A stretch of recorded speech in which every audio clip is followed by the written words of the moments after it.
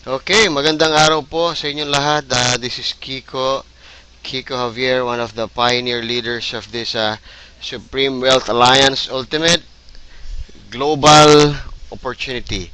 Okay, ang pag-uusapan po natin is paano ba ako gagawa ng account or magsa-sign up at paano ako mag-upgrade or saan ako magbabayad.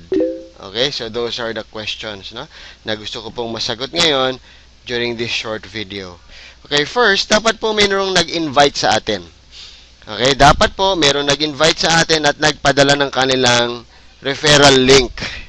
Okay, because hindi po tayo makakapasok sa join sa join in or the sign up button kung wala po nag-invite na tao. Okay? Pagka once po na itinype nyo lang yung supremewealthalliance.com sa inyong website o sa inyong address box, pag inopen nyo po yan, nakalagay access denied. Okay? So, hindi po yan pwede. Kailangan po merong tao na nag-invita sa inyo. Okay? Or, pwede rin naman po kung alam nyo yung kanyang username. So, pwede rin po yun. So, hingin nyo po yung username niya kasi magtatanong po doon, may isang box kung sino yung nag-refer sa inyo. Dapat i-type in nyo yung username. Okay? So, pag na-type nyo na yung username nyo, i-click nyo lang po yung go button doon, then i-open nyo na yung site for you. Pero in this case, sa example ko, meron pong nagpadala sa akin ng link. Halimbawa ito, may message ako sa Facebook, okay, which is highly recommended for everyone kasi papahirapan po natin yung ating mga kaibigan kung ipapatype natin yung ating referral link kasi medyo may kahabaan. Worst scenario, magkamali sila ng kanilang pinatype, mali ang letter, mali ang spelling. So, hindi pa matutuloy yan. So, best way po is ipadala nyo through their Facebook inbox, i-email nyo, okay, or anywhere online. Yung tipong i-click na lang nila. Okay, so I really don't recommend na tina-type nyo to sa text para sila ang mag-type in. Ha? So, hingin nyo na lang po yung kanilang email address or yung Facebook account nila, then i-type nyo para i-click lang nila. Okay, that easy. Ngayon, i-click ko na po, interested ako mag-join. How do I do that? What's the first step? Saan ako magbabayad? Yun po yung mga gusto nating sagutin. Nag-open na po yung website ko. Okay, this is the Supreme Wealth Alliance website of Francis Xavier. So make sure po that the name ng nag-iimbita sa iyo ay mag-a-appear dito sa page na to, no? So halimbawa, iniimbita ako ni Francis Xavier pero ang lumabas po dito ay Juan de la Cruz, Pedro Penduco, Pepe Smith. No, magtataka ako, teka, akala ko ba si Francis Xavier yung nag-i-invite sa akin, yung referrer ko. Pero bakit si Pepe Smith, etc. There's something wrong. So go back to that person who invited you. Sabi mo, bro, Pepe Smith yung lumalabas. Ikaw rin ba to? Okay, ask po muna before we proceed.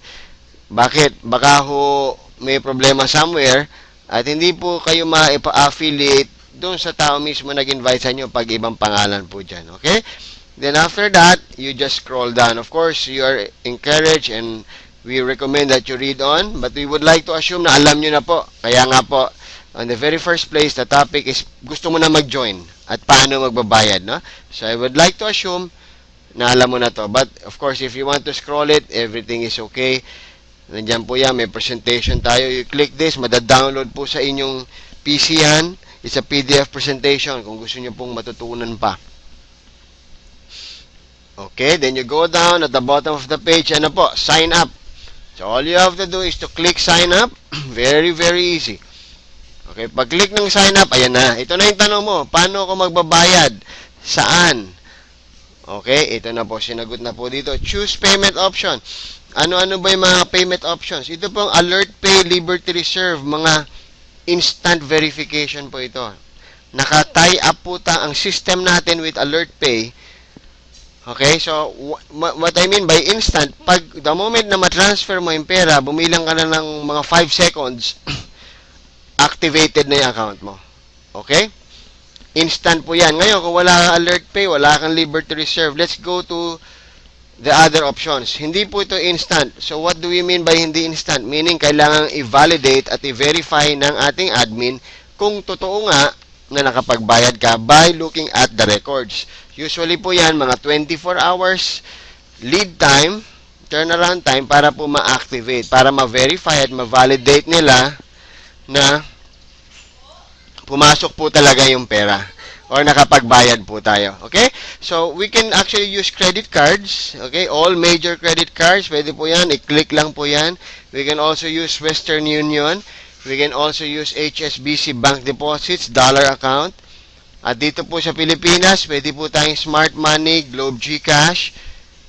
Okay? Union Bank Deposits using our Ion. Or if you go to the bank, pwede rin. Pwede rin pong BPI Bank Deposits, Banco de Oro, LBC Express Remittance. Okay, ito pong Smart Money, Globe GCash, at if you're using Union Bank Ion, pwede na pong gawin yan mismo on the spot habang nakaharap ka sa computer. No? Kasi ang paraan, ito po ay mga electronic pay processors, meaning pwede mong gawin dito lang po, using your cell phones for Smart Money and Globe GCash and using your online or your internet pagka Union Bank Ion. So, napakadali lang po niyan. All you have to do is to click that and you click submit. Ituturo na po sa inyo kung paano nyo itatransfer yung pera. Pero ang gagamitin ko po example, since para po dito sa ating video na to is example, we will be using Banco de Oro. Meaning, lalabas po tayo ng bahay. No? Let's say, wala po tayo ng mga Smart Money, GCash, Ion. Okay?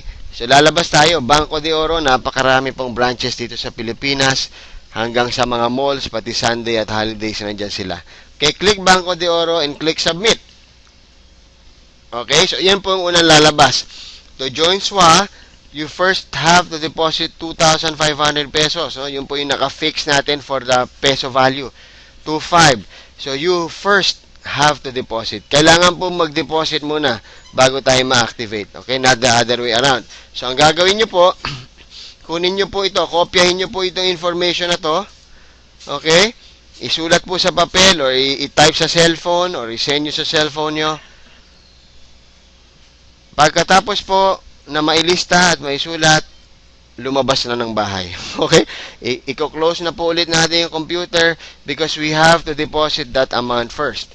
Okay, so i-close natin ang browser. Okay, close. Turn off. Okay, nagpunta sa Banco de Oro, nag-deposit, kinuha ang transaction slip. May bibigay pong resibo sa inyo. Please make sure kunin nyo po yon. Okay, dahil kailangan natin yung reference. Bumalik sa bahay, sa harap ng PC, in-open, chinek ang Facebook. Okay, okay, di na check yung Facebook. Bumalik doon sa address. Okay, ito na lang. Binalikan natin yung message. Click ko po ulit ito. Ayun. Lumabas na ulit yung pangalan. Bumaba ulit ako. Just repeat the same process. Yung una nyo pong ginawa. Yung unang-unang ginawa nyo. Alright. Sign up. Choose payment option. Second time around. Parehas po na ginawa nyo nung una. Pero this time, tapos na kayo mag-deposit. Okay? Nakapag-deposit na, hawak mo na yung iyong deposit slip. Confirm referrer. So, alam ko naman, Francis Javier, yun talaga yung pangalan niya. Okay, ito na po. Username, let's say gusto ko, wow, galing. O, yan. Halimbawa lang po, yan po ang gusto kong username. Ano po yung aking pangalan? Let's say, George Javier.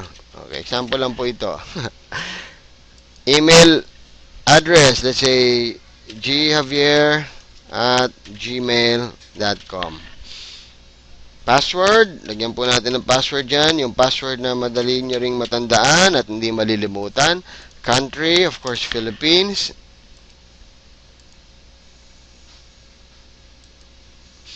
Amount paid, nagpadala po ako ng 2,500. Payment date, ngayong araw, April 20, 2012. Transaction reference. Ito po, makikita nyo po ito dun sa inyong deposit slip, yung binigay sa inyo ng Banco de Oro. It's a series of letters and numbers. Parang ganyan po. Hindi ko alam kung gaano kahaba, pero makikita nyo po yun kasi it's a bunch, no? Makikita nyo letters, numbers, magkakasama na hindi mo alam kung para saan. Yun. That's actually the reference number, no? Wag po yung 1220, yung 04-20-2012. Baka makita nyo yun. Date po yun. So, obviously, hindi yun. Yung isang bunch of numbers and letters na hindi mo maintindihan kung ano ibig sabihin, yun po yung transaction reference. Okay, so ang gagawin lang po natin is to click submit. Thank you for submitting your payment details. Your payment will be verified in a while. In 24 hours po, yun po yung ating turnaround time, and you will receive a notification email from us. Okay? So, once na ma-receive nyo na po yung verification email, or check it back after 24 hours, makikita nyo doon, then you can already log in to your own website, and pwede mo nang i-navigate yung iyong brand new back office, and this is the office that will bring you so much money by just enjoying your place at home. Okay, so maraming salamat po. Again, this is Kiko Javier. I'll see you sa next video. God bless po.